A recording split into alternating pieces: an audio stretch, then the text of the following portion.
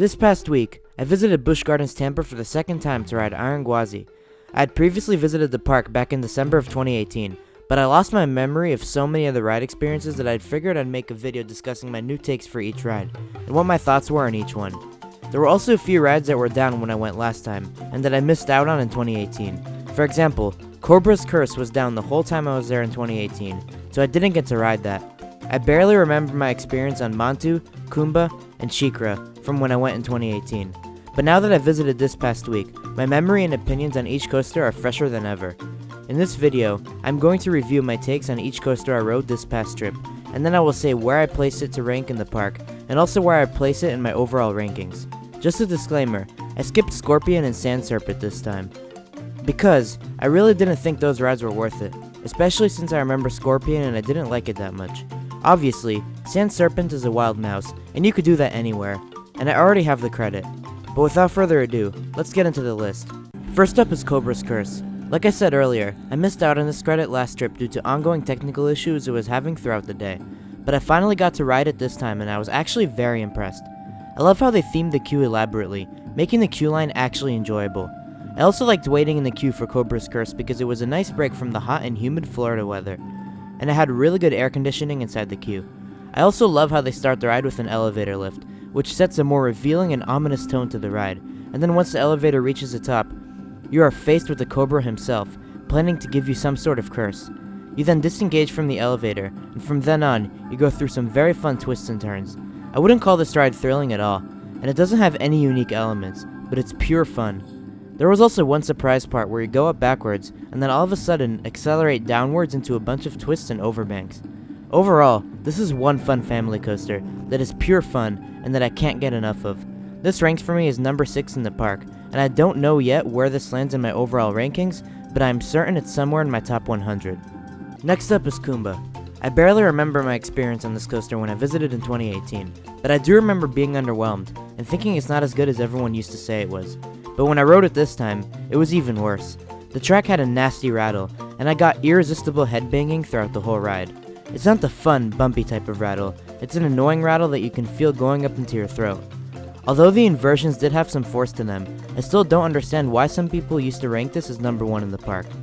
I know that after Gwazi opened, nobody's praising this coaster, because you obviously know what's the better ride here, but still, this was a pretty bad ride I had. This ranks as number 7 at the park for me behind Cobra's Curse, and it nowhere near makes my top 100.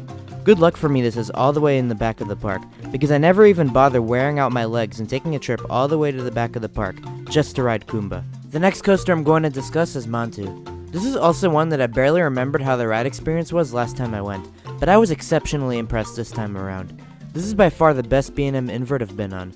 I only rode this in the back row, but this coaster's whippy and intense nature makes it so fun, and I can't help but have a smile on my face every time I ride this. Those twists and turns pull some insane positive G's, and the final corkscrew tries to whip you and drag you into the depths of hell.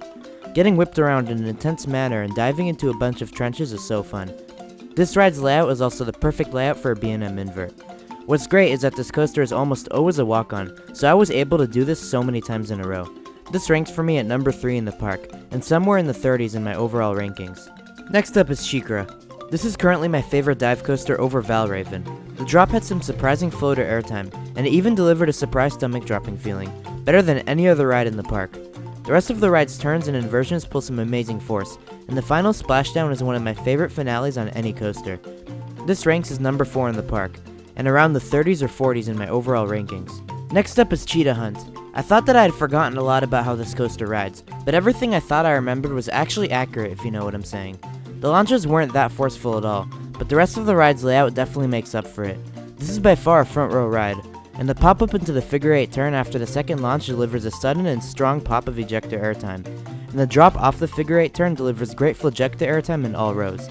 The rest of the layouts, twists and turns, and the wind blowing in your face in the front row give such a magical experience. The less airtime hill after the third launch definitely shines in the front row. The stronger airtime on both pops, and the out of control whippy experience with high winds makes this a front row ride for me. This is currently ranked as number 2 for me in the park, and is still going to stay at the number 25th spot in my overall rankings. Next up is Tigris. In case you didn't know, I'm a sucker for Premier Ride Skyrocket 2s. I've been raving quite a bit about Phobia Fear Coaster's underrated nature, intense ride experience, and what I call the ejector death hill, which is a twisted drop that occurs after the barrel roll in the air. But with Tigris, for some reason, I was quite disappointed. I generally felt the forces of the ride a lot less, and I found the twisted drop to not deliver as strong of airtime as Phobia Fear Coaster. That was quite odd to me, because I was expecting it to be stronger airtime than on Phobia's twisted drop, because it has 3 cars as opposed to 2, which is supposed to create more drag in the back car. But for some reason, I found this drop to have a bit weaker airtime than the one on Phobia. It still was a great pop of ejector, don't get me wrong, but I was surprised to find that it wasn't as strong as it was on Phobia. Also, I found that the lap bar on Tigris gets a lot tighter from the high positive G-forces that this ride pulls, which also took away from the airtime on the twisted drop. On Phobia, if I held my lap bar up before the twisted drop, it usually didn't come down on me before the drop, but that did not seem to be the case on Tigris.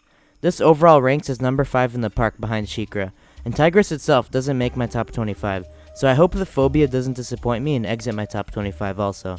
And last but not least is what all of you have been waiting for. It is Gwazi. I made a vlog of myself walking up to the ride, riding it, and then doing a review/reaction on the spot right after I got off the ride. I did briefly describe my thoughts and opinions on the elements in general. At first when I came off, it was at a good number 2 behind Maverick at Cedar Point, but after doing it a few more times, I really got to appreciate the true insanity of each element, and this switch with Maverick is my number 1 coaster, period. I really don't feel like doing a separate in-depth review of this coaster because it'll take so much unnecessary time when I can just sum up each element in this video, so I'm going to summarize each element and give my thoughts on each one here in this video. The drop is my second favorite roller coaster drop I've been on behind El Toro. The sustained ejector airtime you get is insane, and it feels borderline dangerous and almost feels like you're being dragged into the abyss of hell. You stay out of your seat the entire drop, and it's such an amazing sensation. What did disappoint me about this drop is that it didn't really deliver much of a stomach dropping feeling like on SheiKra or Cheetah Hunt, which is odd considering this is one massive drop. But I'm not going to complain, because the insane airtime really makes up for it. On the valley right after the drop, the train does slightly vibrate due to the high positive G-forces. It's not painful or annoying at all, but you could just feel that it's there. The Outer Bank airtime hill right after the valley twists you to the side while delivering more sustained ejector airtime, and then twists you back down into another valley full of positive Gs. Next up is the death roll. I knew coming into it that it wouldn't be as good as people say it is, and I was right. You don't feel much of that whip, you just feel the sustained hang time, while you see yourself twisting around the inversion. The Mosasaurus roll on Velocicoaster is still a lot better. The overbank that comes afterwards was also surprising, and it delivered a weak pop of twisted airtime exiting the element. Next up is by far the best part of the ride, the wave turn. This element is actually a lot stronger in the front, and it's also a lot stronger for sitting on the left side of the seat, because the change in direction is more drastic in that seat. You literally get thrown to the side, and stay out of your seat while in a sideways motion, and the strength of that airtime is a lot more sustained in the front row. This is by far my favorite element on the ride. Next up is another ejector pop, and then another bank turn that delivers a random and surprising pop of ejector, while the train is going through that element sideways. The 0G stall afterwards doesn't do anything, and I stayed in my seat every single time. They might as well should have just put straight track instead at this point, but at least it has good visuals. The finale of this coaster is awesome. There are 3 really great pops of fun ejector airtime, and the final drop of this coaster is now my favorite airtime moment I've ever experienced. The way it lurches you forward while you're out of your seat is so fun. Overall, the elements in this coaster are so unique in their own way, and there's no filler elements whatsoever. It is a powerhouse from start to finish, and that's why this ranks as my number 1 coaster. Oh, and by the way, that back row night ride I had was the best experience I've had on any coaster in my life. The only downside there was to Gwazi is the poor station ops, but I understand why, because they first need to go around and check each seatbelt, and then go around again to check every lap bar. It's for safety reasons, so I'm not going to complain. Like I've said about a million times already, this obviously ranks as number 1 in the park, and number 1 in my overall coaster rankings. So those were my new perspectives on the coasters of Busch Gardens Tampa. Make sure to like and subscribe. Thanks for watching, and see you all next time. I know, my outros are so lackluster.